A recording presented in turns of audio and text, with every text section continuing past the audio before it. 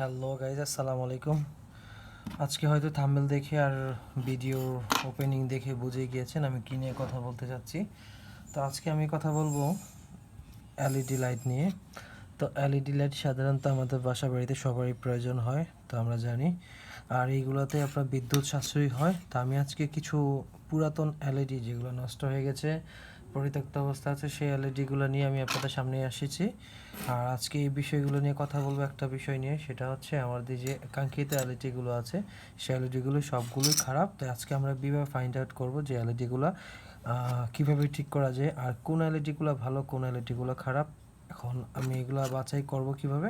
যেমন দেখতে পাচ্ছেন আমি এখানে 2টা এলইডি, 3টা, 4টা, 5টা এলইডি বের করে নিয়েছি যেগুলো খারাপ ছিল। তো এগুলো পুরাতন। তাই হোক, আমি আজকে আবার এটা নিয়ে কথা বলবো। আমি সবগুলোর স্যাম্পল নিয়ে আসলাম আপনাদের সামনে। তো আজকে দেখাবো যে কীভাবে আমরা এলইডি লাইটগুলোকে রিপেয়ার করতে পারি।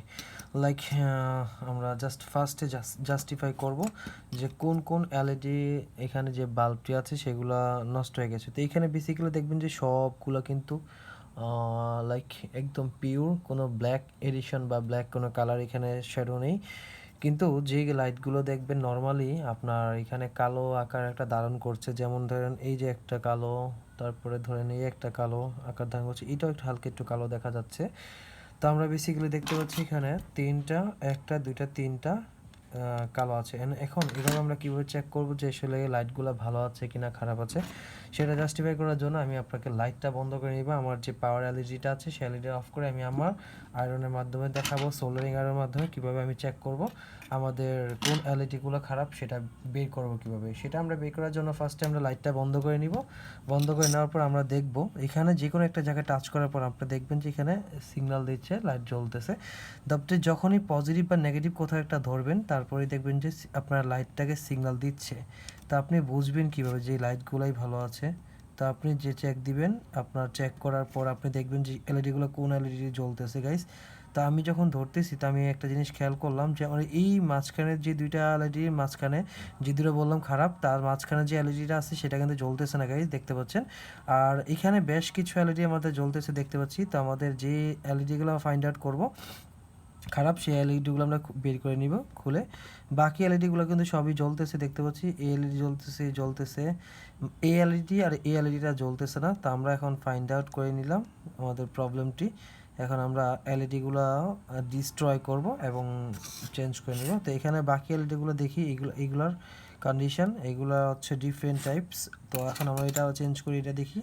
এইটাতে আমরা দেখতে পাচ্ছি বেশ কিছু এলইডি জ্বলতেছে, নিভতেছে। তো আমাদের এখানে যেটা করব, আমরা এলইডিগুলো রিমুভ করে নিব। কয়েকটা এলইডি রিমুভ করে আমরা ডিসকানেক্ট করব। যেমন এই এলইডি ভালো আছে। তো এখন আমরা যেগুলো জ্বলতেছে ধরলেই বুঝতে পারতেছি যে এলইডিগুলো পাওয়ার যে জ্বলতেছে। তো আমাদের এই সেটে এলইডি কিছু ভালো আছে। তা আবার এখানে কিছু যদি চেক করি, এই যে এলইডিগুলো সবগুলো এলইডি ভালো আছে গাইস।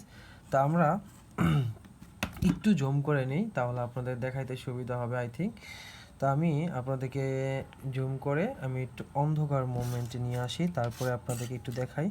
এই যে দেখতে পাচ্ছেন গাইস, তো আমি এই যে সেটে ধরলাম, ধরার পর দেখতে পাচ্ছেন আমার কিন্তু এলইডিগুলো বেশ অন্ধকার হলেও যেমন সিগন্যাল দিচ্ছে, যেমন এই যে এলইডিগুলো সিগন্যাল দিচ্ছে, তাই দেখতে পাচ্ছেন জ্বলতেছে। তো এই সেটে এলইডিগুলো বলবে কীভাবে, আপনি যখন একটা আয়রন ধরবেন, আপনার সোলারিং আয়রন ধরার সাথে সাথে দেখবেন যে আপনার আয়রনটিতে একটা যে কোনো জায়গায় আর্থিংয়ের ধরবেন দেখবেন যে এই লাইটগুলো জ্বলতেছে গাইস।